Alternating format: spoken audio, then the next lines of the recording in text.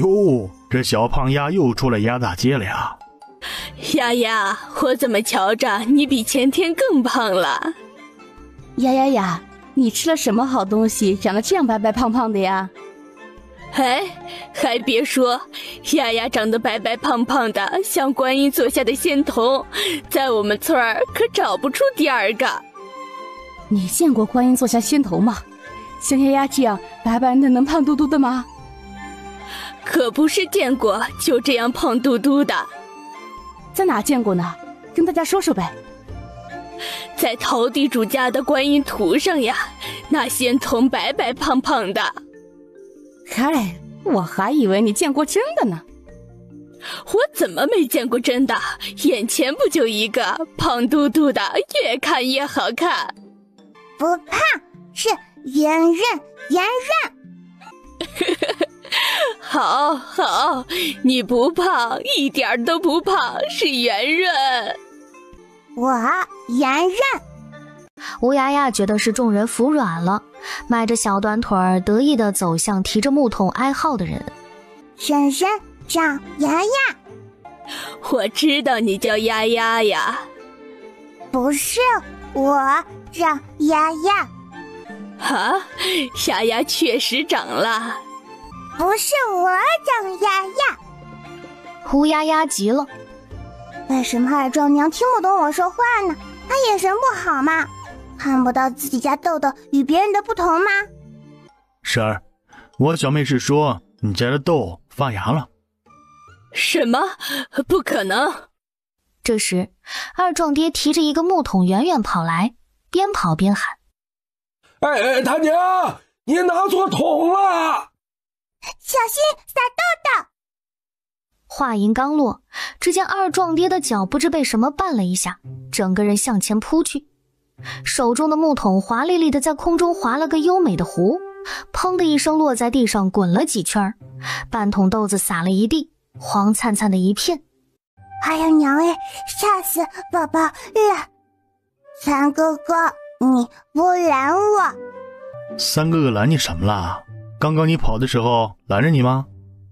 不是，哼！我说话你不拦。哼，臭三哥哥，娘说让你看着我点，别让我乱说话，你都没看住。平时亲民的三哥哥去哪儿了？不过二庄家今年做不成豆腐啦，嘿嘿。小妹，二壮爹是自己摔倒的，跟你没关系。你说不说他都会摔倒。再说了，那些豆子收起来捡干净，洗一洗还能用，也不耽误做豆腐。都是三哥的错好不好啊？没有及时拦下我可爱的小妹的嘴。别生气了，三哥陪你玩举高高好不好啊？不好。小妹，你不是说要去村长爷爷家看豆腐是怎么做的吗？还说一定要吃到刚出锅的热豆腐，怎么了？现在不想了？再不去人家的豆腐可就做好了，热豆腐也变成凉豆腐了。对啊，我还要到村长爷爷家去看做豆腐，吃刚出炉的热豆腐呢。差点把正事给整忘了。刚才什么事儿？刚才有什么吗？刚才那事儿叫事儿吗？我就好心提醒一下，他们不听关我鸟事。还没进院门，便听到陶凤山家里传来激烈的吵闹声。我闺女呀，从小到大你爹你娘舍不得动你一根手指头，今天你怎么让外人给打成这样了呀？孙大石，你个龟孙儿，你说为什么要打我家小妹？就是你今天不给个说法，别想走出陶家庄去。哎呦，陶家庄要杀人了！村长家的院子里站满了人。孙大石，你他娘给我站出来！打老婆的时候你长本事了你，现在缩在你娘后边，你没断奶呀你！喂，那个尖嘴猴腮的人叫孙大石，看上去就像被狐狸精打包那个吸血鬼。你干啥？救我儿子干啥？我告诉你们，你们家这个丧门星，我们家不要了。你个疯婆子，我不跟你一般见识。你还不和我一般见识？你哪来的脸和我见识？大家伙还不知道吧？这个丧门星从嫁给我儿子时好吃懒做、搬弄是非，这些我们都忍了。可是她嫁给我儿这么些年，一个蛋也没下啊！又还下蛋？你下个蛋给我看看。哼，狐狸精说了，人是不会下蛋的。啊，不对。难道这个婆子真的会下蛋？那她是什么成精啊？让我看看。咦，原来这是扫把星啊！扫把星是不会下蛋的。她为什么要让姨姨下蛋呢？那个姨姨不是鸡鸭鹅，也不是鸟，太强人所难呢。我打死你个死肥婆！我好好的闺女，让你们折腾掉了半条命，你还编排她！我打死你！哇！乌鸦呀乌溜溜的大眼里闪着星星，原来打架还可以这样打，长见识了。眼见猪婶子这边落了下风，乌鸦呀小胖手指微微一弹，一个泡发的黄豆急速飞出。哎呦，哪个龟孙子打我的腿？本来占上风的孙大石他娘尖叫一声，膝盖一弯扑倒在地。钟婶才不管那么多，好不容易翻身，岂能放过他？他一抬腿跨坐在孙大石他娘的身上，双手不要命地朝孙大石他娘身上招呼。哎呦，别打了，别打了，有话好说，有话好说。你，哎呀，这日子没法过了呀。你们陶家庄欺负人啊！你是村长怎么了？我要去县衙告你们，告你们！哎呀！你去告我们吧，到时候我倒要问问县令大人，我闺女被打成这样，该怎么办？哎，亲家，有话好好说，干嘛非要闹到官府？这不是你婆娘说的吗？要告到官府去。那个臭娘们她什么也不懂，你别听她瞎咧咧。今天呢，我们也没有别的意思，就是想给你们两个选择啊，要么我们打市休妻，要么你们赔我们家20两银钱，休妻一事便作罢。人呢，我们也抬回去，咱们还是亲家。去你娘的亲家！今天我闺女就要和离。我们孙家只有休妻啊，没有和离。我劝你们识相点，内休可是经祖宗18代的人，赔我们20两银钱，给我家大石纳上一房妾，到时候生了儿子记在你家闺女名下，不好吗？你无耻！今天必须和离！和离！我替天行道。哪儿来的小野种啊，还替天行道呢你知道什么是替天行道吗？啊，赶紧滚回家吃奶去吧你！我看该滚的是你。哟，我以为哪儿来的英雄好汉啊，原来是个乳臭未干的臭小子呀！小子，断奶没有啊？你说你学什么不好啊？偏学人家充好汉，你给我小妹道歉！呸！一个小杂种赔钱货也配我道歉？不待他说完，左眼眼前一黑，踩了一拳头，他惨叫一声，紧接着被暴怒的桃林小抓着衣领提溜了起来。哎呦，疼死我了！哎呀，你干什么？放开我，放开我！哎，要不然我要你好看！我再说一遍，给我小妹道歉！哎呦呦，哎呀，你松手，松手，松手！娘啊，救我啊！叫娘也没用，快给我小妹道歉，不然老子捏死你！娘，救我，救我呀！你干什么？当老娘我是死的？快放开我儿，不然老娘我打死你家这个小杂种！放开我，放开我，不然怎样？要不我说吧，不然这样。他的话音刚落，啪的一声，狠狠地扇了孙大石一巴掌。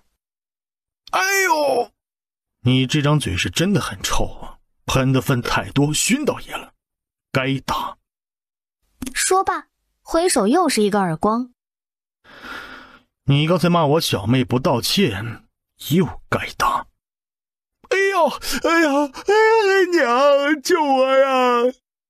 小孩子打架，大人不好插手。谁的娘的是小孩子？他们两个都是啊，一个乳臭未干，一个打不过酱娘，难道不是小孩子？你长得尖嘴猴腮，丑到爷了，又该打。作为一个大男人，你竟然哭鼻子喊娘，严重影响了我们男人的声誉，还该打。哎呀，你这也算理由啊？对，你说该不该打？该打，该打。村长爷爷，这一巴掌是为什么？这一巴掌是打他不敬发妻，殴打发妻，纵容家人欺辱发妻。好，这应该是2巴掌，不然我再补一下吧，免得不对称了。话音落下，啪又是1巴掌。打完后，他将人一推，手一松，而后嫌弃地拍打了2下手。哎呦，娘啊，疼死我了，疼死我了！大师，我的儿啊，你的脸啊！娘，疼啊！老娘我记住你了。客气。烦的，这个老妖婆记住我三哥哥干啥？他不会看到我三哥哥长他比他儿子俊，要抢我三哥哥当儿子吧？老妖婆，三哥哥是我的。你这个小贱皮子，这么小就不会说话，肯定不是个好东西。你老妖婆扫把星！你个小杂种，这么小就会骂人，看我不打死你！孙大石他娘话到手到，乌鸦鸦只觉得一只肥手越来越近，他迅速猫腰躲过，趁机转头朝孙大石他娘的手腕狠狠咬了一口。呸！臭臭！呸！啊呸！这个老妖婆的手好臭啊，像800年没洗澡的猪，皮还那么厚啊呸！差点把我这6颗回来的小白牙给割掉。你他娘的哪儿来的小杂种，混腻歪了是不是？乌鸦鸦很生气，他叉腰仰头对天大叫：姐姐，他吃饭！你今天叫亲祖奶奶都没有，看老娘不死了！孙大石他娘的话尚未说完，突然卡壳，僵在原地一动不动。不明所以的人们齐齐看过去，只见他脑门上挂着一坨鸟屎，滴滴啦啦顺着鼻子流到了嘴巴上。我老天亲爹，我说的是欺负人，一着急发音不准说成了吃饭，我不是故意的。老天亲爹，您真的给他吃饭啦？我忍不住了，实在不好意思啊。有一人开头，其他人都笑了起来。哼，你们陶家庄欺人太甚，欺人太甚！分明是你们欺负我陶家庄的人呀！你眼瞎呀？你看看我婆娘，再看看我儿，到底是谁欺负谁？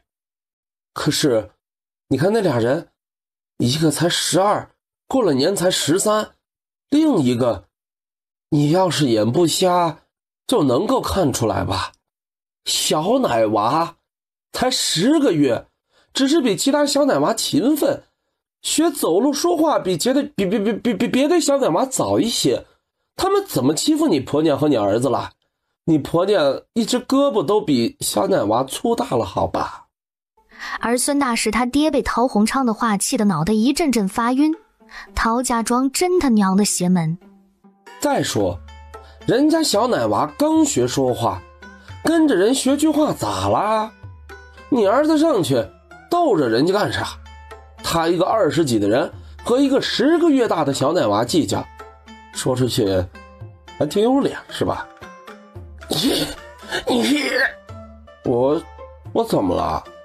难道你也觉得我说的很有道理？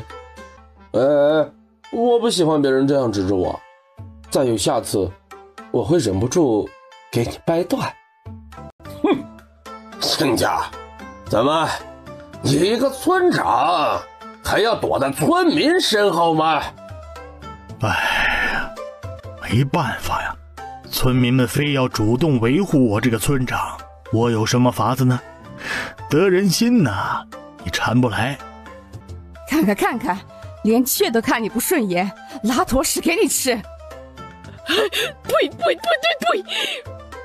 今天我们孙家定要休妻，这亲家不能做了。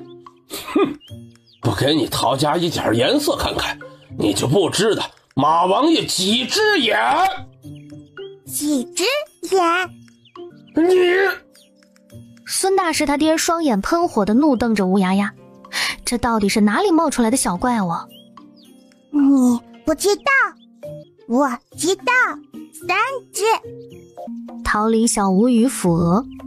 孙大师他爹深吸一口气，觉得不能再跟这小奶娃纠缠了，这个小奶娃太邪门。陶村长，你怎么说？合理。休想！亲爹！乌鸦鸦对天大叫。合理。孙大师他爹赶紧说道，他可不想吃屎，这个小奶娃邪乎得很，他不敢赌。要是真像他老婆子那般，他往后哪有脸出门？爹，不行啊！那你说怎么办？我可不想像你娘那样。那只是凑巧而已。我们不合理，只能休妻。你女儿占了我儿大好年华啊，合理，太便宜你们了。放你娘的屁！我闺女的大好年华都被你们糟蹋了，你们得给补偿。哇，村长爷爷终于发威了，赔偿！这一次受他的感染，在场的村民都跟着举起拳头呐喊起来，一时间吼声震天。姓孙的，你们给我听好了，我妹子今天要的是合理，你们最好痛痛快快答应我们的条件，否则咱们就官府见。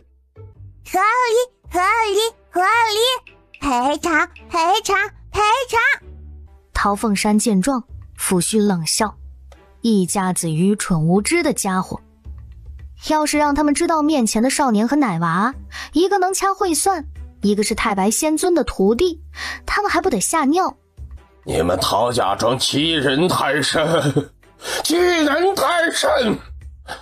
我们不跟你们一般见识，我们走。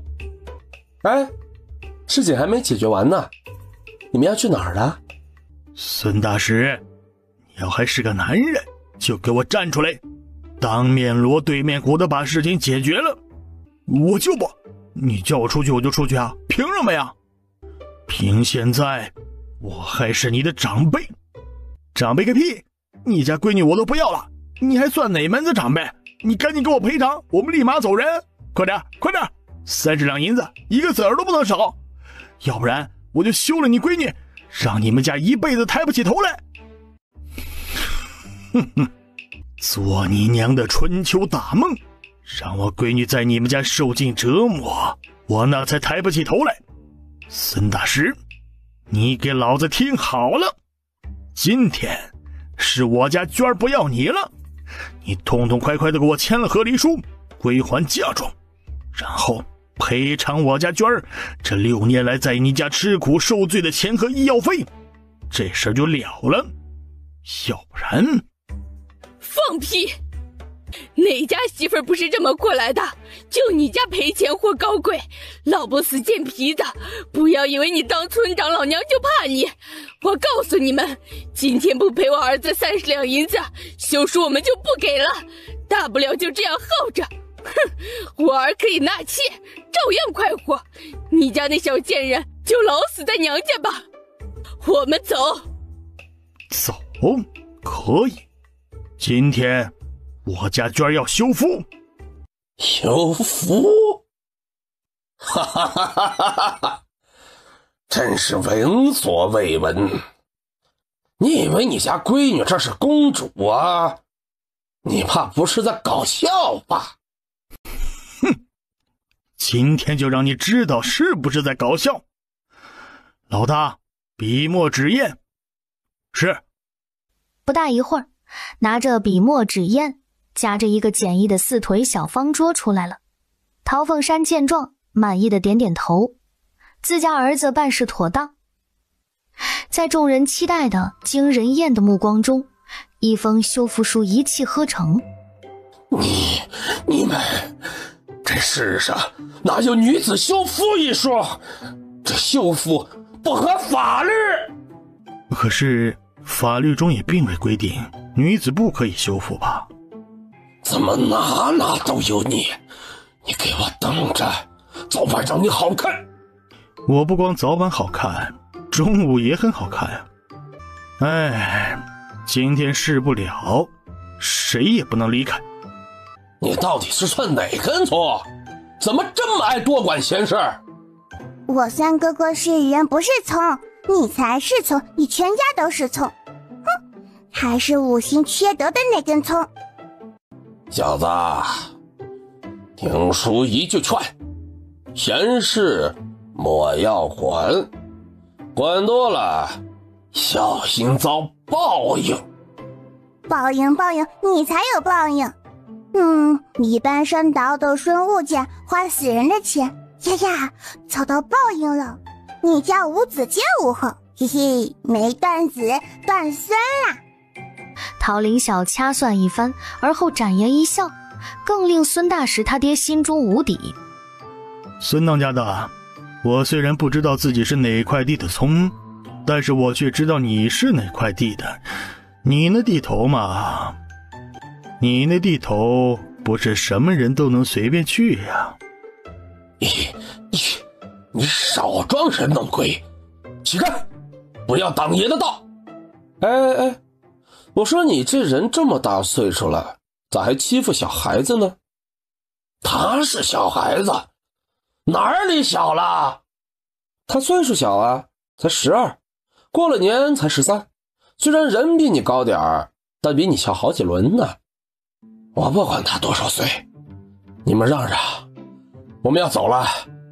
难道你们陶家庄还要强行扣人不成？你要干什么？干什么？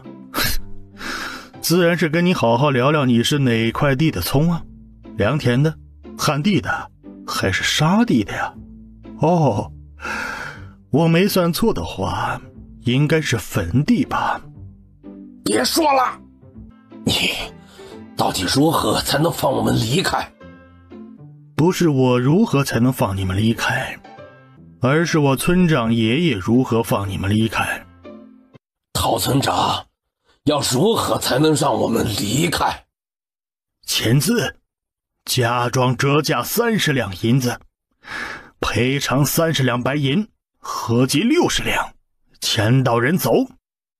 爹，不能答应啊，我们家哪来那么多钱给他们呀？再说就算有，咱们自己花不好吗？干嘛便宜了他们呀？闭嘴！小神，小公子，这就是我们钱，银钱我们给，现在可以让我们离开了吧？爹，老头子，怎么，我这个当家人说了不算吗？你签完修复书后可以离开，他们留下。你什么时候送来银钱，他们什么时候可以离开。送银钱，离开不管饭。对，你们要快点筹钱哦，我们可不管他们的饭的。嘿嘿，一箭即成。你要是拖得太久，就等着你老婆孩子恨你吧。陶娟的房间里，躺在炕上的陶娟生无可恋。娟啊，都是娘不好，春天那次你回来，我们不该将你送回去呀。他娘，别说这些了，一切都结束了。娟子以后愿意嫁就再嫁，我们把孙家的嫁妆和赔偿的钱给她做陪嫁，不愿意再嫁就跟咱们生活在一起。有那60两银钱傍身，不是也很好吗？陶凤山安慰着母女二人。爷爷嫁！小丫呀，你可不能叫姨姨，得叫姑姑。姑姑。乌丫丫疑惑地眨着大眼。对，小丫丫，你说你姑姑她还能再嫁？嫁，红线线。红线线是什么呀？红线线。村长爷爷，我小妹的意思是，我娟姑姑跟昌哥，不行。行。哎，风尘之地究竟是什么地方啊？为什么我只能看到乌漆抹黑的一片？难道是地府？不行，不能让娟姑姑没有轮回，一直待在地府里。这一世必须让娟姑姑嫁给她喜欢的人。她喜欢的人就是被这根红线牵着的昌哥哥吗？昌哥哥，来！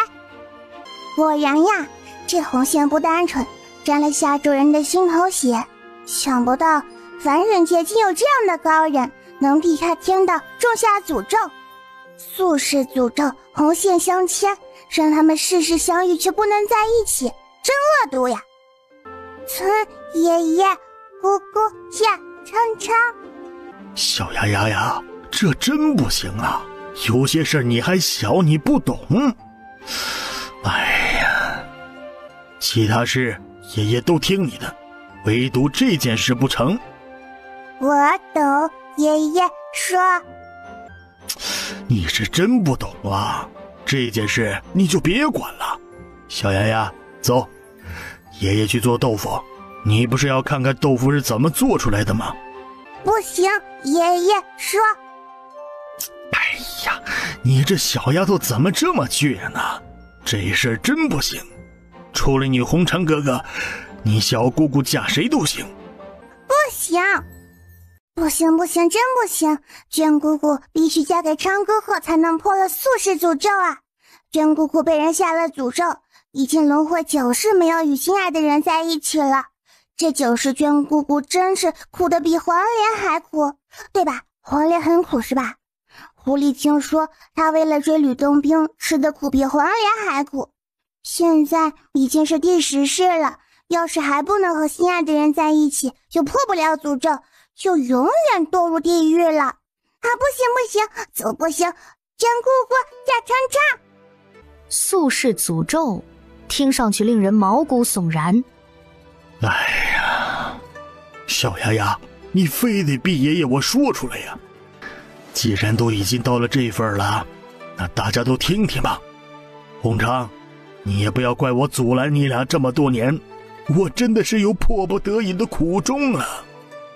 陶洪昌扑通一声跪在地上，带着哭腔说：村长爷爷，我知道我跟阿娟姑姑同族又差了辈分，为世人所不容，可是我们两家早就出了5福了，我俩是真心相约，求您成全。好家伙，地上没给昌哥哥给磕出坑来吗？行了，你也别磕头了，我并不是完全因为咱们同族又差了辈分才不同意的。爷爷说。哎呀，这事儿说来话长啊。短说。爷爷尽量长话短说吧，这事儿得从你洪长哥他爷爷那时说起。听了陶凤山讲述着，陶林晓等人才知道，陶娟与陶洪昌不能在一起，真的不只牵扯到同族差辈分的问题，关键是陶洪昌的爷爷陶凤清与陶凤山的父亲陶金涛的恩怨。也怕是也。从今往后，与陶凤清家断绝一切交往。快，发誓！陶凤山哭着大叫：爹，你先别说话，我们这就去县城医馆。我要你发誓，快！好，爹，我发誓，从今往后，我家与陶凤亲家老死不相往来。爹，我们去医馆。还有，不可以放下这亲发誓。好。陶凤山此时是陶金涛说什么他应什么，只盼着能早点带他去医治。怎奈陶凤山刚发完誓，陶金涛就断了气。其实我知道凤亲哥不是故意的，他那铁锹离我爹还有5、6步远呢，谁能想到那铁锹头不牢固，真是天意弄人。开始我不知道我爹为什么要特意挑出不得结亲这事儿，按说断绝一切来往不就行了吗？后来我才知道啊，我大姐和你大伯他们俩好上了。原本虽然是同族结亲，阻碍有些大，但不是没希望。谁能想到发生了那事儿？他们2个被迫分开，我大姐远嫁，就是这个原因呢。村长爷爷，我其实不是陶洪昌，我娶阿娟不算破事。什么？你这孩子为了娶我家娟，这么糊涂的话都能说出口？真的，钟奶奶，洪昌在战场上为了救我阵亡了，我就顶替他的身份来他家报恩。你胡说什么？你额头上这疤是你小时候磕的，我认得，而且你这模样，我总之是不会认错的。村长爷爷，我本名叫凤志，参军后与洪昌哥一起分在前锋营，因与洪昌哥长得像，经常被认错。真的，我这疤是假的，不信您看。他说着捏着额头上的疤一揪，果然揪了下来。乌鸦呀小嘴张成 O 型，这比狐狸精读的话本子里的故事都精彩。你这呀，年度大戏，幸好有丫丫本丫在，不然真相就要被埋没，有情人就要变陌路人呀！真想叫狐狸精看看，他看那些话本子就是垃圾。不行，我得先看看这个人是好人还是坏人。这还是个富贵出身的人呢，在这穷山沟沟里报恩6年，品性应该不坏吧？也是个苦命人呢，被家里抛弃了。小白菜地里黄呀，2、3岁上没了娘，爹不亲奶不亲呀，赶出家门上战场呀。从面相上看，他的血亲亲缘浅淡的几乎没有了，可怜。陶凌晓听着乌鸦鸦的心声，心底微震。富贵出身吗？凤志，大燕国凤姓稀少，除了皇族，也就剩下江南凤氏一族了。不知道这个凤志是出自哪里？啧，越来越有意思了。村长爷爷同意。村长爷爷，您要不叫我阿志吧？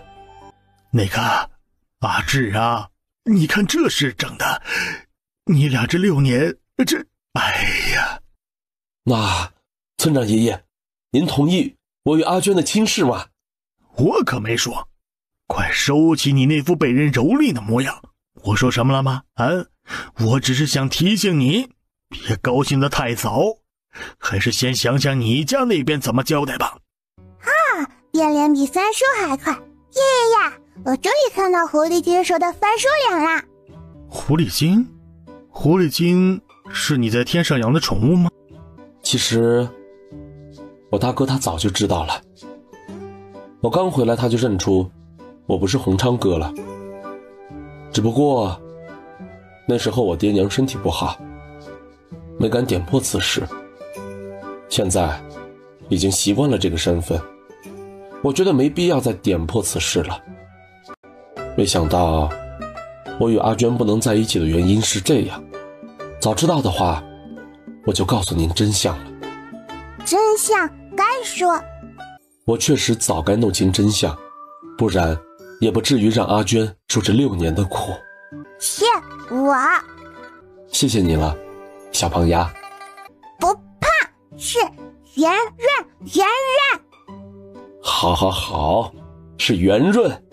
陶林晓悄悄将陶凤山和钟婶叫出去，他小声说：村长爷爷，钟奶奶，我刚刚给我娟姑姑和昌志哥看过面相，也掐算过，娟姑姑和志哥有着宿世姻缘，只是被人下了宿世诅咒，导致他们每一世总是错过，而且每一世他人都要吃尽人间疾苦，这一世是他们的第10世了。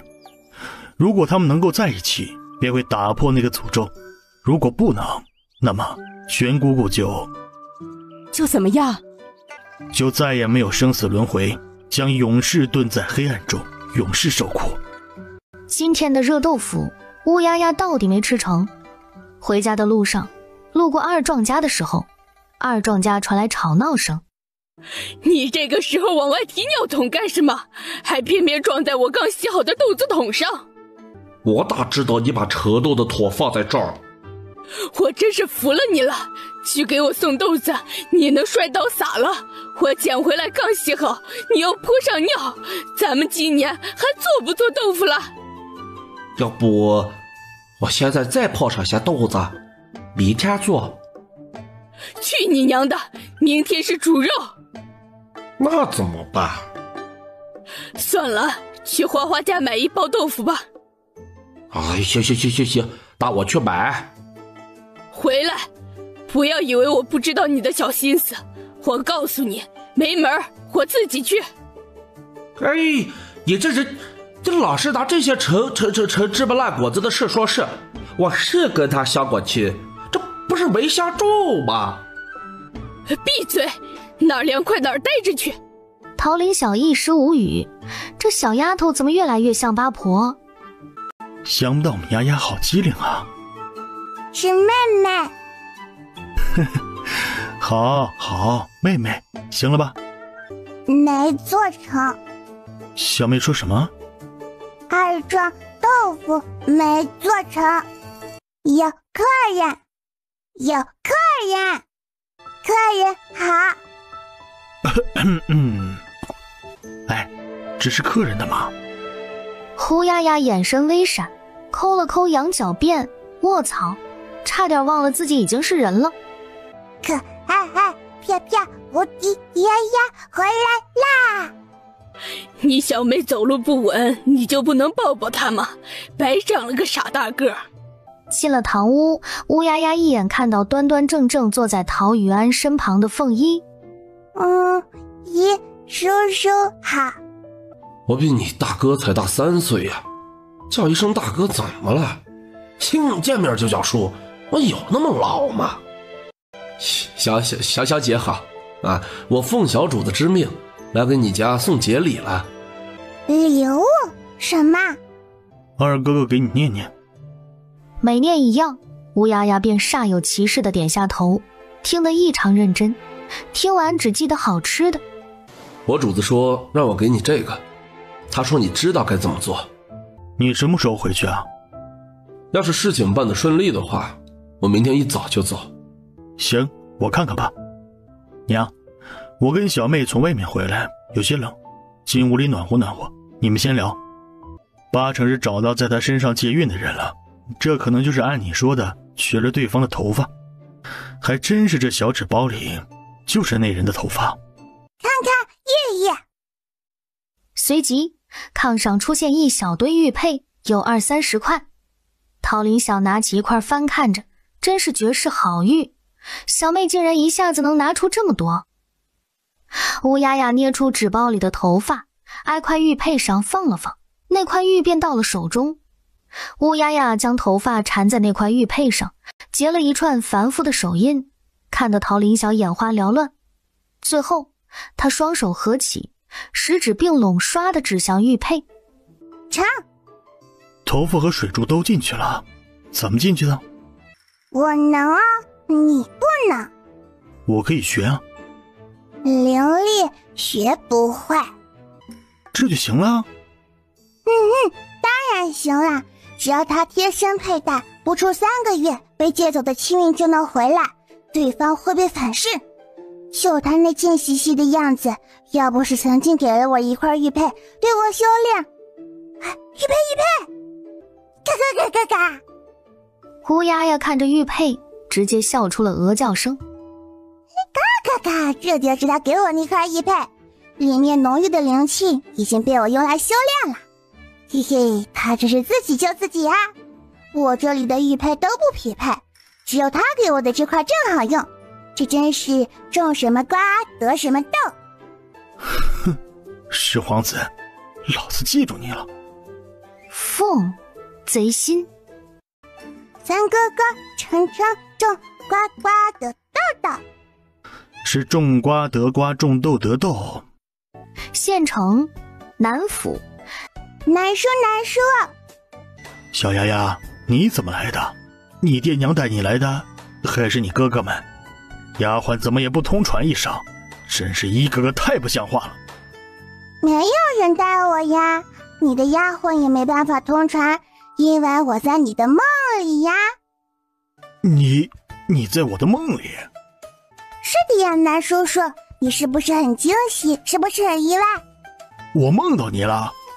是我到你的梦里来的呀，你不是说想要个小弟弟吗？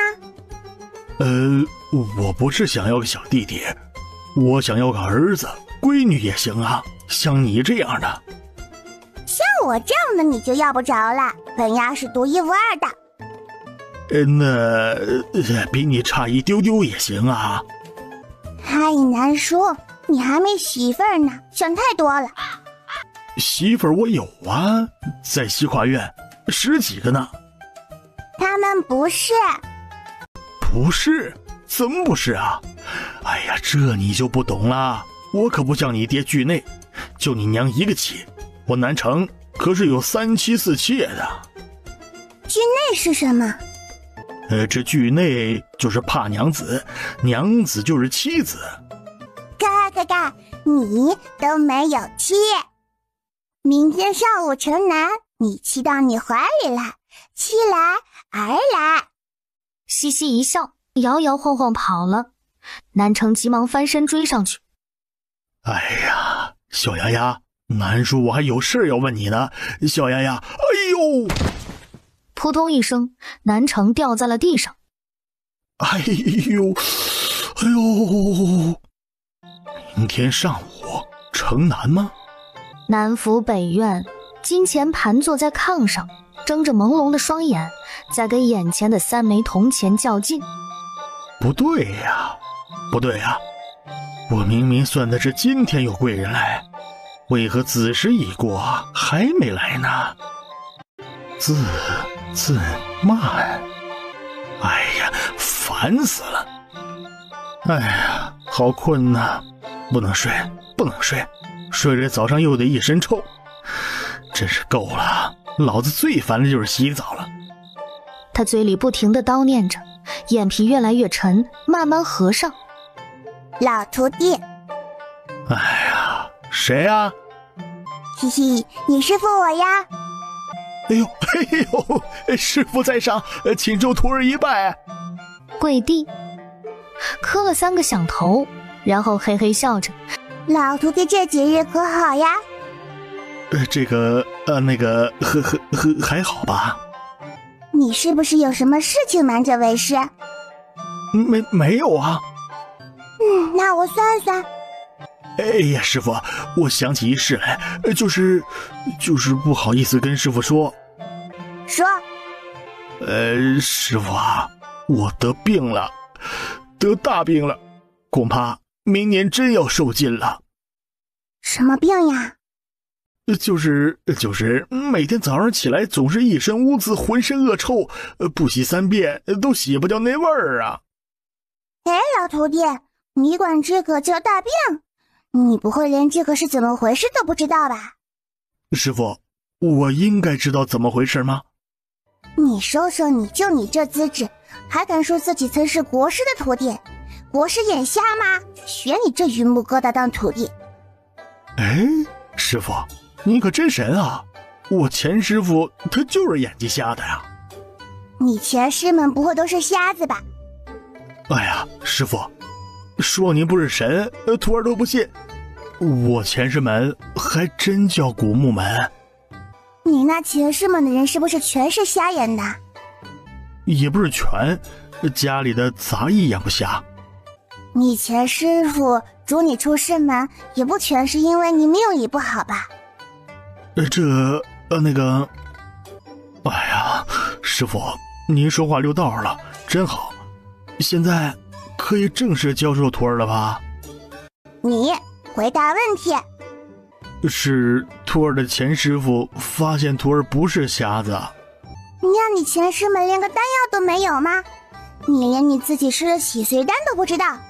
为师我费劲巴拉，好不容易炼制了2颗，一颗给了你，一颗给了南城。南城都没问这么低级的问题，你竟然不知道。笨！哎呦，我的小心脏呀，受不了，早晚给你气死。师傅，您是说那天给我吃的是洗髓丹吗？师傅，您怎么当时就没点醒徒儿啊？那么高贵的东西，我一口就吃了，真的是暴殄天物啊！没那么夸张吧？夸张啊！怎么能不夸张啊？那可是洗髓丹呐！据说天玄大陆上炼制洗髓丹的丹方都已经失传万年了。哦，那天玄大陆上有没有人修炼灵力？灵力？据传，灵力修炼的秘技与洗髓丹丹方是在万年前同时失传的。但我前师傅说，灵力什么的都是传说，当今世上没有灵气，根本修炼不了那东西啊。哦，那为师我就放心啦。你吃了洗髓丹到底有没有不好的感觉？一身恶臭算不算啊？不算，那是给你排出身体的杂质。那就没有。有，我感觉身体比以前轻松舒适多了，其他的就没有了。这个老徒弟怎么这么傻？能不能不要了？师傅，您说什么？乌鸦鸦郁闷地瞪了金钱一眼，这就是个傻子，每天不照镜子吗？看不出自己那一头白发已经变成花白了吗？不出半月，他就会恢复到30岁的人该有的模样。看来他炼丹的手艺还没丢，只不过凡人界终究是凡人界，天道不允许逆天的东西出现。这要是在修真界时，他炼制的洗髓丹可瞬间生效。在凡人界，也许洗髓丹丹方的失传和灵气消失都是天道平衡界面所为。师傅，叫什么叫？瞧瞧你那傻样，看了就烦。说罢，乌鸦鸦随手往金钱怀里丢了一样东西，跳下炕摇摇晃晃跑了。师傅！金钱伸着胳膊大叫一声，猛地从炕上坐起来。他震惊地环视一圈，自己不是跪在地上吗？怎么好端端地躺在被窝里？难道刚刚是做梦？师傅最后看我那眼神是嫌弃吧？幸好是做梦，梦都是反的，我应该自信点，师傅是喜欢我的。作为忘了问问师傅我们师门是什么门了。不过作为师傅的首席大弟子，自信是必须的。这是什么东西啊？书。机械地拿起乌鸦鸦留下的书。咦，艺术。爹娘，你们醒了吗？大嫂都做好饭了，吃饭了。哎呀，这一觉睡得可真沉。大娘，你笑什么？笑我们3个懒蛋啊！老大媳妇儿怀着身子呢，都已经把早饭做好了，我们才醒来。今天还要煮肉呢，快点起来。我一贯早起，今天怎么睡过头了？要，我要吃药。哎，要让你把我馋醒，就要对我负责，不然就是始乱终弃。哎呦，怎么能这么香？凡人家的饭菜果然像狐狸爹说的那样，是天下一绝。感谢青天送我来这里，让我能够吃上这人间美。嘿，不对，这肉肉我能捞着吃吗？不会又是光灯纹不能吃吧？那我还醒来干嘛？哎呀，真香，真香啊！陶岩直接从墙头上飞进院子，围着大锅急得抓耳挠腮。小妹，你又把窗户纸戳破了，小心娘收拾你。不会，娘不傻。娘昨天修补那个小洞时说过，要是让他知道是谁捅破的，一定不让他吃肉。嘎嘎找到。只见他手里捏着一张小纸片，轻轻撕下一角，然后顺着舌头舔了舔，舔湿了之后站起来摇晃到窗台前，小心翼翼地把小纸片贴向自己捅的那个小洞上。这时脚下一绊，他猛地扑向前。哎呀！窗户纸碎裂声伴随着一声大叫，乌压压蒙。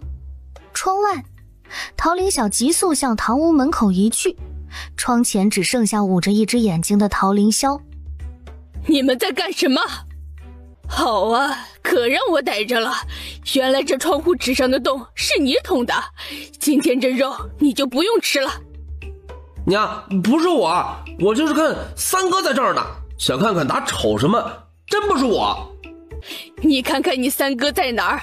陶老四，你找借口能不能找个好点的？我操，陶老三呢？陶老三，你行，你有种！哎，为什么每次都玩不过你？幸好我机智，不然挨揍的就是我了。窗外的人动作一顿，陶凌霄歪头指了指窗户，龇牙咧嘴地朝陆元香挤眉弄眼。陆元香冷哼一声，一把松开陶凌霄，斥道：赶紧把窗户纸给我重新糊好，不然别想吃肉。哼！是，哎，娘放心，保证完成任务。哼，三哥，你不厚道。我哪儿不厚道了？你躲什么躲？明明是你先惹的事儿。我惹什么事了我怎么不知道啊？哼，不是你招惹的小妹吗？那不然她干嘛捅破窗户纸啊？我是看窗户上有个小洞，这才走过去看的。是你把我拉开那个位置的，不是吗？哎呀，这小妹闲的没事去捅那窗户纸干嘛？指定是你在外边惹到她了。我真没有啊，我真没想到小妹会一拳打过来的。说到这里，陶凌晓不淡定了。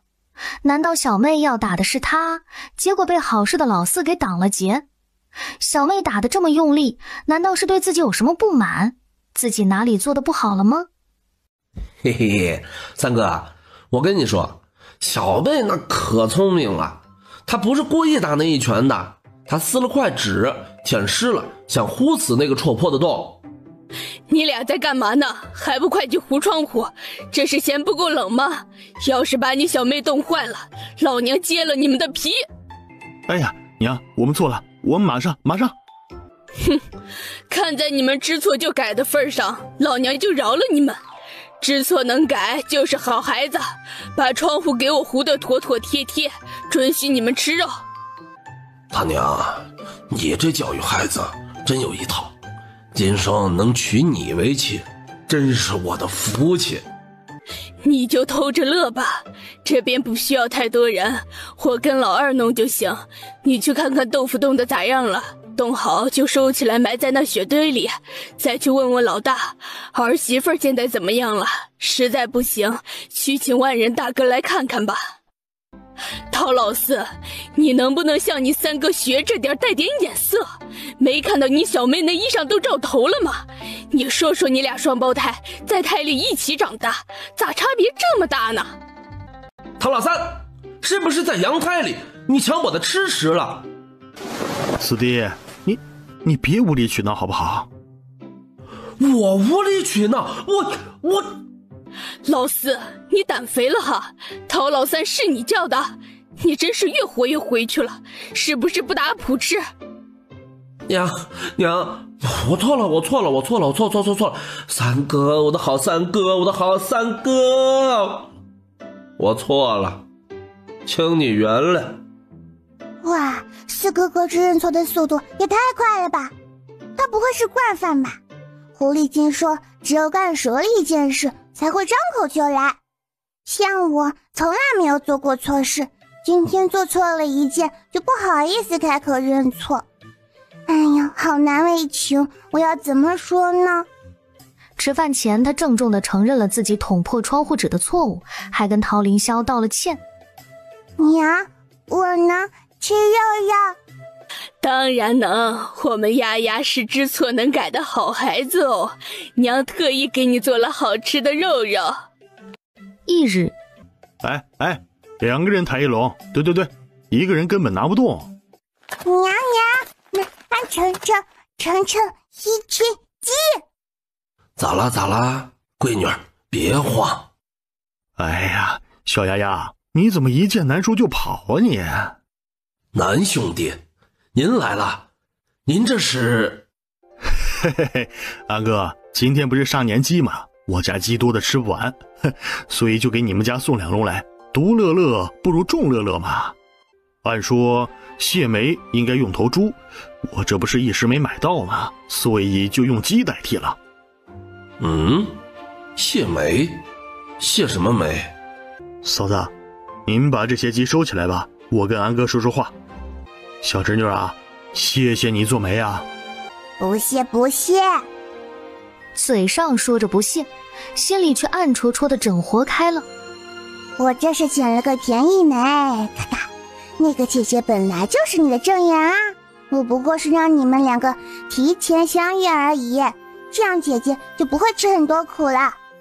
现在你面相上有5子，皆正缘所生，嘿嘿，姐姐会给你生1、2、3、4、5个儿子哦，你那是做梦而已，可能是碰巧了。不是碰巧，是真的。安哥，我跟你说，那天晚上瞎眼神算也见到小丫丫了，在梦里。我那是去问问我老徒弟吃了我的洗髓丹有活不良反应，如果没有的话，我要给我爹我娘4个哥哥和嫂嫂吃了。看你现在生龙活虎，想来那丹药没毛病，嘿嘿。乌丫丫听着2人接下来的高夜互吹，有些不耐烦。程程，我知道我很厉害，不用你吹。嘎嘎嘎，我只想知道你和你媳妇的故事，跟狐狸精看的画本子里的故事哪个精彩？快说，我想听。程兄弟，这么说你是真的根据梦境指示遇到新月的人了？未来弟妹怎么样？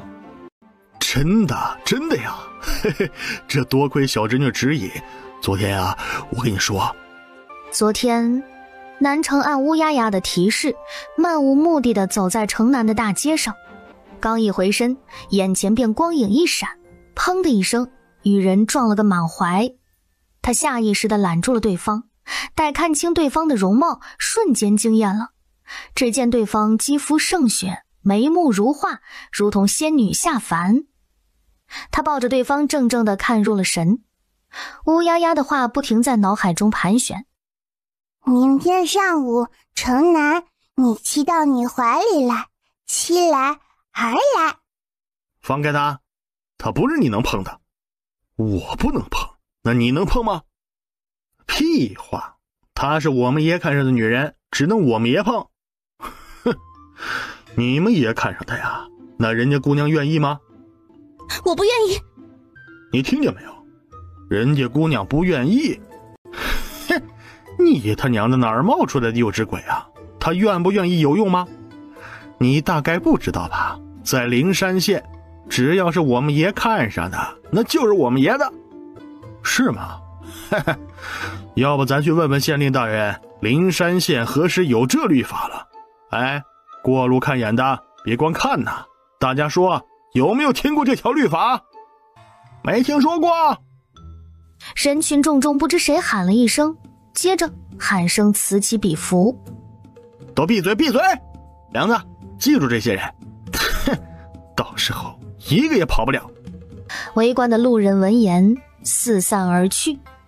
那痞子满意了，得意地看着南城。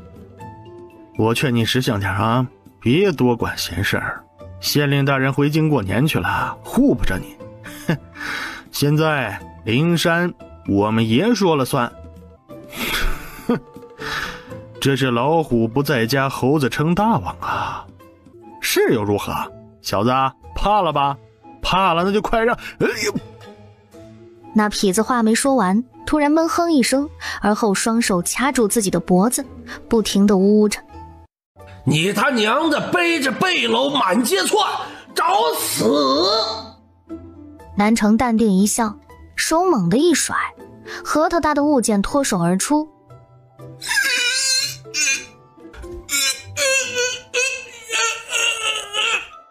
不好意思啊，手滑了一下。不过你们兄弟二人是有口福了，我南城吃的糕点都是灵山县最好的。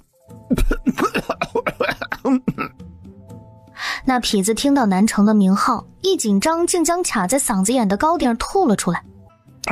南城，您是南爷？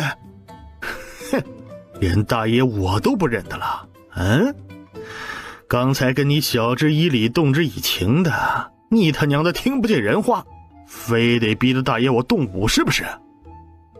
哎呀，南大爷，小的有眼不识泰山，得罪了啊！那领头的痞子磕磕巴巴说完，转身一挥手，一溜烟跑了。灵山两大地头蛇，白蛇和青蛇。白蛇是灵山白家，开春的时候倒台了，现在就剩下青蛇南家。切，就这点本事还出来混啊？怎么死的都不知道？姑娘，没事了，你快回家吧。怎么了这是？你有什么需要帮忙的吗？我没有家。你是和家人走散了吗？女子依旧低着头，没再吱声。那个，你是忘了吗？你是失忆了？女子还是不言不语，却有大颗泪珠落下。姑娘，我家在这附近有家客栈，安全的很，要不你先去那边缓一缓？这一次，女子点了点头。我身上没有银钱，这是我保存下来的唯一值钱的东西了，其他的都让人抢走了。掌柜看了眼木镯子，尴尬的笑笑，抬头看向南城。这只是表面看到的，除掉外面的木壳，里面是金的。这是我娘临终前给我的，她说这镯子是我外祖家祖传的，很值钱的。既然这样宝贵，我先替你保管，这里不用付钱的，你想住多久就住多久。不行，我娘说不能占人便宜，况且您还是我的救命恩人，我都无以为报。不用报，我那是举手之劳，我这人名声不好，你不怕吗？不，您是好人，那些说您坏话的人肯定不是什么好人。嘿嘿，我还是头一回听到有人说我是好人的，他们都说我强抢良家妇女。不，您肯定不是这样的人，不然我还能站在这里吗？听到这里，陶宇安感叹：南兄弟，这是一见钟情了。原来钟情一人的感觉是这般滋味啊！哎呀，想我南城枉活了30年啊，这也是头一回才尝到啊。南兄弟，咱这也算有交情的人了。哥，我跟你说句实在话。哥，从今往后您就是我亲哥，您说什么我都听，您说。你呀，回家把你那些妾室打发了，愿意嫁人的给准备副嫁妆，不愿意的给他们一笔足够后半生生活的补偿，然后真心实意的打动那姑娘，备好彩礼，8抬大轿娶回家，守着她安稳过日子。你这赚钱的本事也不赖，到时候财源滚滚，家宅兴旺，儿孙满堂，是不是人生就圆满了？加油，晨晨，加油加油！吃嫩草的老牛，一大荤，我要去吃席哦。哎呀，加油！嘿嘿嘿嘿嘿，小丫头，怎么不叫南叔了？南城的谢礼是2大龙鸡，这样的谢美礼真是前无古人后无来者。乌鸦鸦数了数，10根指头不够用，他觉得这些鸡足够他家吃到去南城家吃喜宴了。京城，二弟，你能平安长大，能靠乌嬷嬷那么多年含辛茹苦的养育你，既然你的名字是乌嬷嬷取的，那便不要改了，全当是报答和纪念乌嬷嬷吧。从二弟对燕老大夫的态度，大哥便知道，二弟是最懂得感恩的人，是吧？况且二弟的名字很好，陶万荣，寓意繁荣、显贵、兴盛，可见乌嬷嬷是用心了。陶老辣吃瘪，虽然听上去自己的名字很不错，但他怎么不知道乌嬷嬷用心了？年夜宴后，陶老辣一家子被打发回了自己的院子。陶远明跟着陶雨萍重新回到了祠堂。陶远明问：为何不让你二弟改回本名啊？爹爹，儿子总觉得那个人他不是二弟。你给我站住！站住！他一头扎过去，抱着那人的双腿，仰头叫道：大姐夫救命！小丫丫，你怎么又去惹那个小霸王？大姐夫，快跑！好！乌鸦鸦，你个乌鸦嘴，有种你别跑！月月月，有种你追上我呀！你有种下来单挑！你有种追上来单挑！男人抱着乌鸦鸦跑回了自己家。院子里，陶娟站在杏树下，拿着一瓢拌好的鸡食，正在喂小鸡。相公，你回来了。哟，小丫丫，来让大姐姐抱抱。不行，大姐姐有小弟弟了，以后可要小心了。哈哈哈哈哈！小丫丫，你大姐姐肚子里的是你的小侄子，不是小弟弟。唉，岁数大了，脑袋不好使了，又把这事给整忘了。小丫丫，你是要笑死我！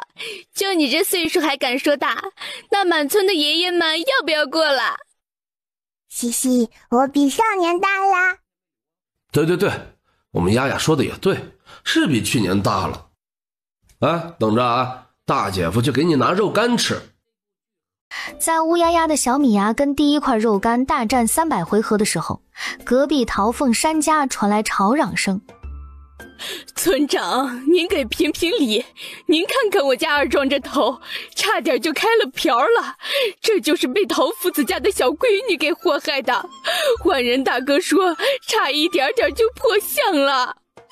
你家怎么一天天净事儿啊？前天才说人家丫丫把你儿子整瘸了，最后呢？啊，瘸哪儿了？今天可不一样，您瞧瞧，这都出血了，您就说说吧，这事儿怎么办？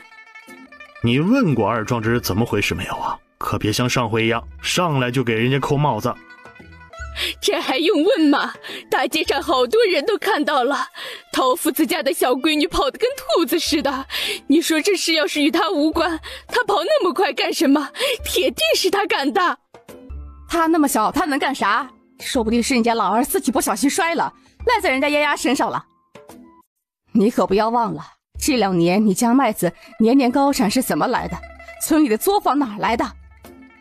要不是雨安家仁义，你以为你家现在能吃饱穿暖，住上大瓦房呢？前年，陶雨安跟陶凌峰父子出了一趟远门，回来时带回来几麻袋麦子2种，发给村里人1种。好家伙，产量有原来的2倍多。今年这2种就在全县推广了，县令大人都把陶雨安奉为座上宾，还有村里的2座作坊也是陶雨安领头建起来的，最后无偿交给了族里打理。这一码归一码，他欺负我儿子还不让人说了，反正这事儿今天不能轻易了了。那你还想怎么的啊？把小丫丫给揍一顿不成？你也不看看你儿子多大，丫丫才多大呀？还好意思说人家欺负你儿子，你要不要脸啊？我不管，反正这事儿他家得赔。说了半天就是为了钱呗。婶子，你这话说的，谁家的钱也不是大风刮来的。二壮这一次可是花了80个铜板呢。可是二壮大侄子的头是他自己从树上掉下来磕的呀。你个小屁孩，够笑了，有种单挑！我不是小屁孩，是你小姑姑，你打不过我。你笑了，有种你笑了！嘿嘿，陶二壮，你没文化，只会说这一句。你才没文化，你全家都没文化！嘿嘿，你这话不对，我家是全村最有文化的。陶二壮，你不上学堂才是全村最没文化的。二壮，别让他给带歪了。你说，你这头是不是让他给整的？就是他，我的头就是被他害的。那你说我是怎么害你呢？反正就是你害的。哼，我三哥哥说有理不在声大，你那么大声就是没理。你铁柱，你说我的头是不是他害的？铁柱，你如实说，没人敢怎么地你。现在正是4月，鸟雀繁衍的最好季节。陶二壮他们今天便约好了一起去掏鸟蛋。你要小心啊，别踩断树枝掉下来。你个小屁孩懂什么？我脚下采枝树枝可结实了。你小姑姑，我好心提醒你，你不领情就算啦。哼，要你提醒，小屁孩还想当姑姑？哈哈，想得美！我就不叫你小姑姑。乌鸦呀回头翻了个白眼，不想再跟他说话。谁知他还没走出多远，就听到咔嚓一声，伴随着尖叫声，陶二壮扑通一声掉在了地上。乌鸦呀，你个乌鸦嘴，你给我站住，看我不揍你！众人听罢集体沉默，目光齐刷刷地看向程氏。你是陶夫子的学生，当然向着他闺女。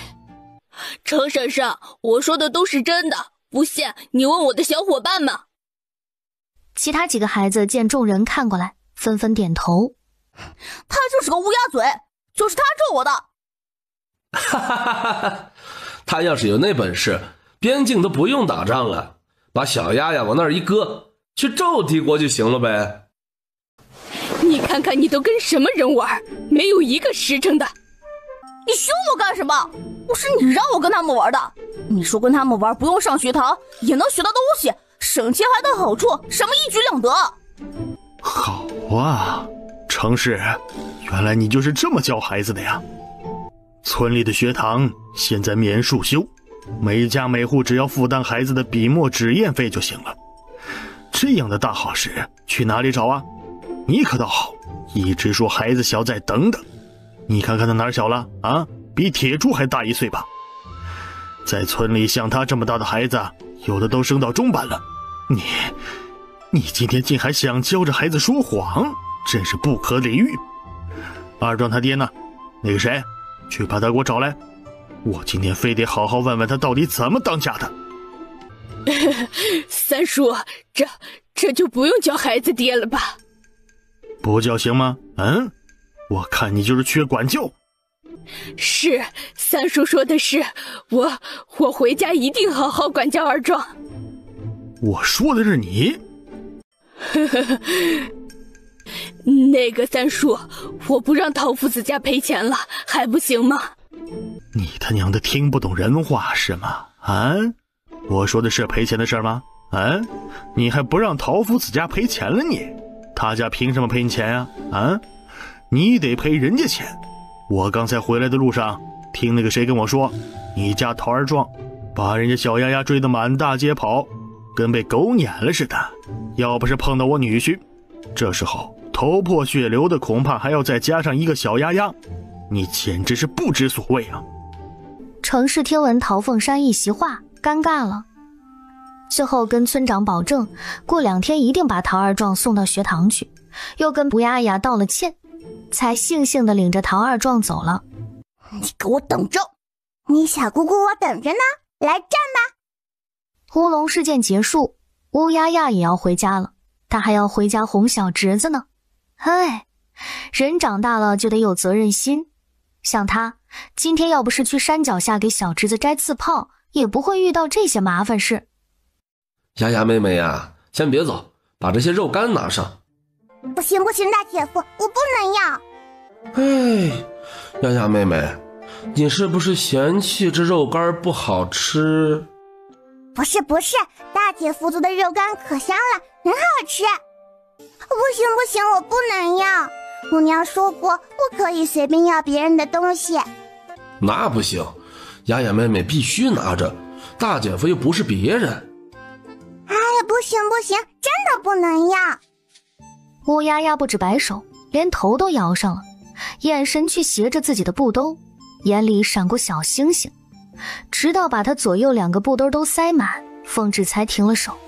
哎，丫丫妹妹别嫌弃，什么时候想吃了再来拿。你说着，我说不要，你非得用塞，这多不好意思啊。嗨，咱俩谁跟谁是吧？当初要不是丫丫妹妹，我跟你大姐姐的事不知拖到什么时候呢。嗨，那是呀，不算是。大姐夫以后有什么需要帮忙的地方尽管说，我保证那个上什么山下什么锅给你办妥了。好，以后大姐夫就仰仗丫丫妹妹了。没问题，记得有需要我的时候一定要跟我说哦。我走啦，大姐夫快回家去给大姐姐做饭吧，我要走啦。待7日后小侄子出生，我送他一份大礼。乌鸦鸦走到村口大槐树下，回头看向凤至家门口，见凤至已经回家了，他板正的小身子一松，吁了口气，做贼似的前后左右看了看，见路上没有人，他挥着小胖拳头跳搭着低声欢叫。这么多肉干，耶呀，我能吃好多天，得藏到空间里。给小侄子留一块，不，2块就行。哎，这时大槐树后面传来低低的叫唤声。你要干什么？想拐小孩？我告诉你，只要我一喊，你离不开村子半步。师傅，是我呀！师傅，金钱！我管你金钱！你啥时候回来的？师傅，我昨天刚回来，在南府住了1晚上，今天就过来探望师傅了。你才出去历练1年，怎么就回来了？1年时间好干啥？为师不是告诉你，不足3年不准回来。师傅啊，徒儿不回来不行啊！您看，这是让人给揍的，差点破了相。我才1年没回来，师傅您就认不出我了，还把我当拐子。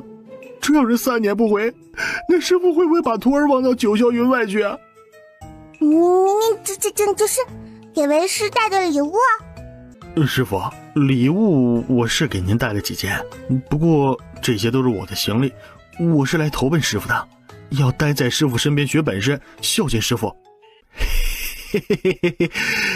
师傅，您惊不惊喜啊？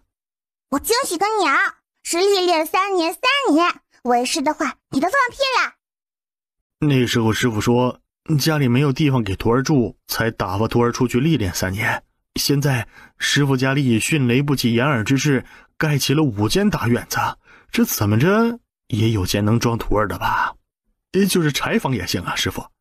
您别以为我不知道啊，师傅家里后天办乔迁宴，所以作为咱们师傅您的首席大弟子，必须伺候师傅左右啊。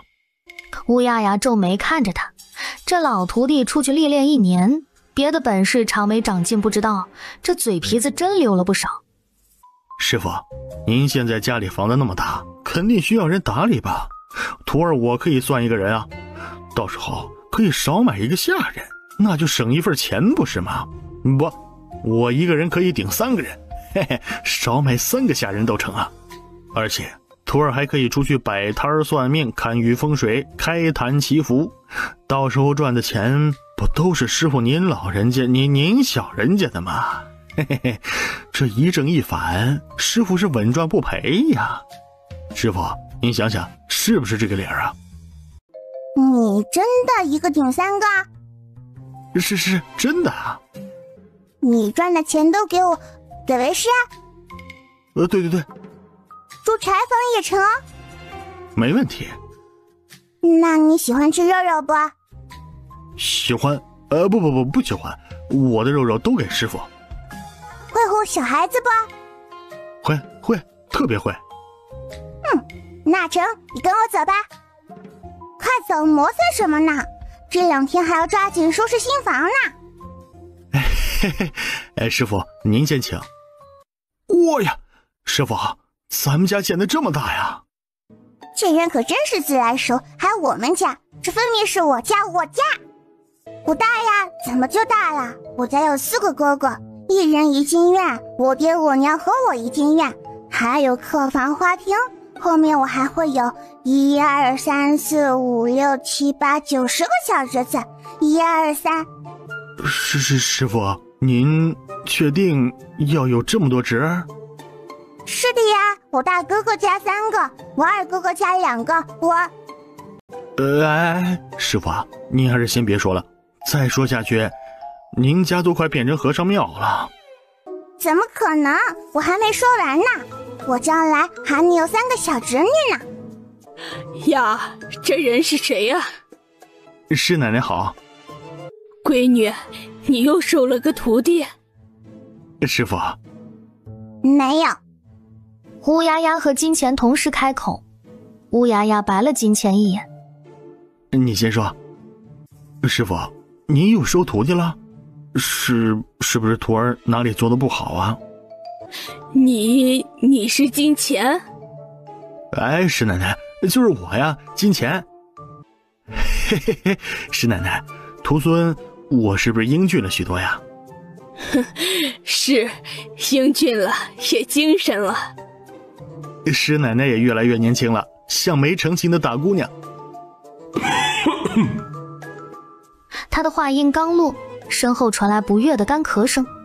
师祖好，师祖也越来越年轻了，像个英俊的大小伙，这大街上一走，一定能迷倒一大片大姑娘小媳妇儿。会说就说2句，不会说就闭嘴。你要笨死呀！2句话把我爹我娘都得罪了，还不快回来！进了院子后，跑进了旧宅的堂屋。爹娘娘亲，我回来了。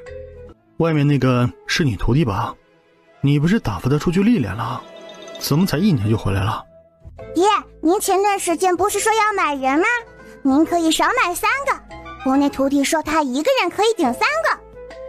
他不光能干活，还能出去算卦看风水，到时候赚的钱也都给咱。爹，你算算，我们养他1个，顶好几个人用，是不是很赚？陶宇安无语的抬手捂住脑门。爹，我说的不对吗？原来这个金钱是这么忽悠小闺女的，真是欠收拾呀。你觉得他能1个人顶3个用？他自己说的呀。好，先不说这个，他出去1年就回来了，你觉得为什么？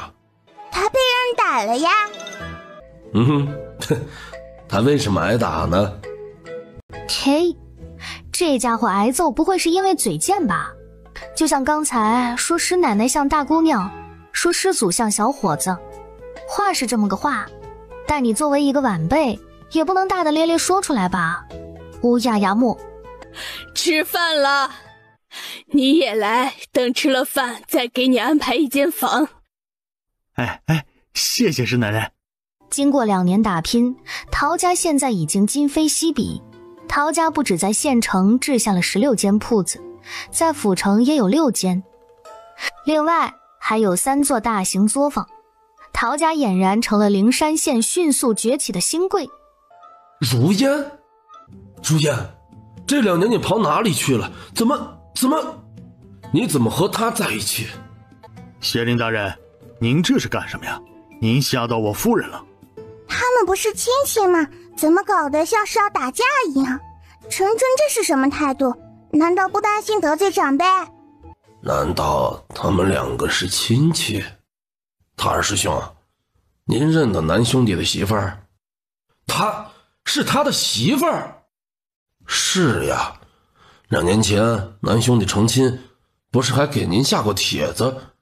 只是我记得当初您好像有什么事，没去参加宴席。如烟，这是怎么回事？表叔，你还知道我是表叔啊？你来灵山为什么不去找表叔？你要干什么？如烟她现在是我的妻子，我孩子的娘。大二师兄，这里人多吵嚷，不如到你们客房去谈。你们2个跟我来。诶，你们2个小不点跟来干什么？我不是只叫他们2个人来。嘿嘿，二师兄，他还有他，不算人，不算人。哼，你不算人呐？那你算什么？小娃娃。小娃娃不算人吗？是谁前2天在我跟前说自己长大了，是个大人了？谁说的？我吗？我怎么不知道？这脸皮，为了听八卦啊，可真是豁出去了。你呀，带上这2个小奶娃到一边玩去，我们大人有话要说。是，保证不打扰二师兄。说说吧，怎么回事？2年前我回京过节，舅舅说你跟人私奔了，是跟他吗？不对，我回京的时候他还在家哭儿子呢。看什么看？快说，怎么回事？我没有跟人私奔。表叔相信你，你不是那样的人。我也让人查过，但线索太少，找不到你的去向。你为何会在这里？既然来了，又为什么不去找表叔，还跟他？二师兄，晨晨已经变得很好了，你是嫌弃他老牛吃嫩草吗？小丫丫，你这话是跟谁学的呀？啊，当心我告诉你娘，让你娘揍你。钟伯母说族长爷爷家小叔叔老牛吃嫩草，找了个小10岁的小媳妇儿。刚刚二师兄看你的眼神，就跟小叔叔的小媳妇儿老丈人看小叔叔时眼神一样。你让我娘去做钟伯母吗？我是跟他学的。你说你这么个小豆丁，怎么成天那么八卦呀你？人生不八卦，枉在世上走，这话你没有听说过吗？嘿呀，我不气。如烟，你究竟是怎么来到灵山县的？表叔，白侯府上门提亲，刘府适龄的女孩只有我和柳如絮。柳如絮为了能嫁给白侯府嫡长孙，便将我骗出府交给拐子，让他们将我卖到远离京城的山沟。在路上，我听拐子说要路过灵山县，便设法逃了出来，打算来找您。可是被灵山县的一帮泼皮盯上了，是夫君救了我，所以……瞧你吓得那熊样，我还能吃了你不成？吃了我倒未必，但是你揍我一顿，我也不好还手，那不是死吃亏啊。他现在心里十分不爽，他娘的，搞了半天自己不光被人嫌弃，还平白降了辈分，怪不得自从他救下柳如烟以后，乌丫丫就没再叫他一声南叔，原来真相在这搁着，真他娘的没天理了。表侄女婿，你早就知道了是不是啊？是不是？我不知道呀，我只能算出不好再叫你叔叔了。你行了，你什么你占了便宜还卖乖，我表侄女可是标准的大家闺秀，你打着灯笼都难找，所以你这2年不光嫁给了她，你还给她生了儿子，躲在南府不出门，你是怕哪天遇到表叔是吧？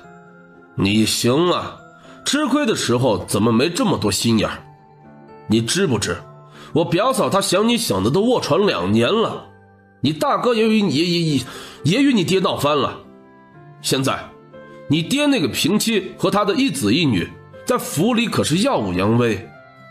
哎，你呀，名声被你搞坏，你娘你哥替你受着，还要日夜担心你却……哎，二师兄，你说的不对哦。从表侄女面相看，她只有一个哥哥呀，哪来的妹妹什么的？小孩子家家的，不要多问。我爹说做人要勤奋好学，不懂就问，我为什么不能问？